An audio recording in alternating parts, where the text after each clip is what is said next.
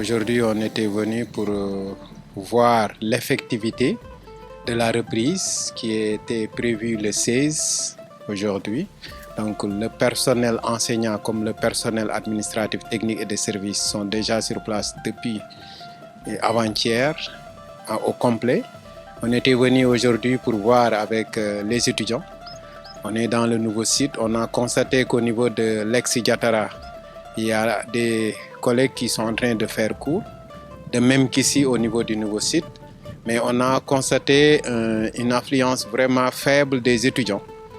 C'est un pourcentage de moins de 25%, ce qui est un peu déplorable parce que le communiqué est passé bien avant. Donc tout le monde devrait être là.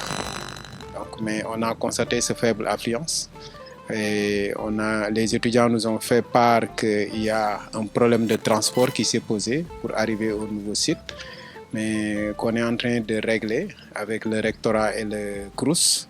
Je pense que d'ici demain ou au plus tard la semaine prochaine, le problème sera résolu et qu'on puisse avoir le maximum d'étudiants et une affluence massive, vraiment. Avec les maigres moyens, on a essayé de faire le maximum parce que les collègues ont tous agi, le rectorat, l'administration rectorale. Le recteur était là hier pour constater la situation. On a fait le tour et même rencontré certaines autorités pour nous faciliter l'accès sur certains sites qui étaient un peu difficiles avec quelques problèmes ça et là.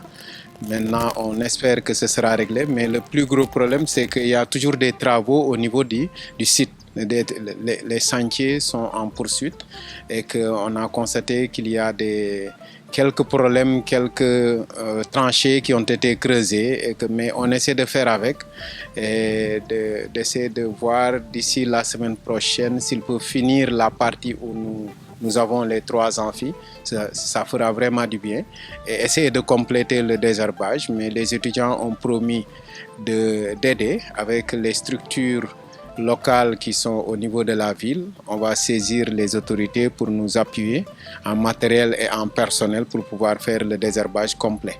Mais on a déjà créé des allées depuis hier avec le personnel d'appui qui est sur place, qui nous ont beaucoup aidé à avoir ces allées. Dans l'ensemble, tout se passe bien, mais on espère que d'ici la semaine prochaine, tout sera vraiment OK, qu'on puisse fonctionner en plein régime avec toutes les commodités nécessaires au moins pour pouvoir dérouler les cours. Depuis 2019, on attendait cette période ou ce moment de pouvoir accéder au site, même si ce n'est pas en plein régime. On a pu avoir 3 salles qui nous dédouanent parce qu'on était vraiment dans une situation délétère où on ne savait pas où donner la voie parce qu'on avait essayé toutes les formes de recours possibles, mais on s'est battu avec la compréhension des autorités et la patience surtout des collègues pairs comme parts pour qu'on puisse avoir ce joyau.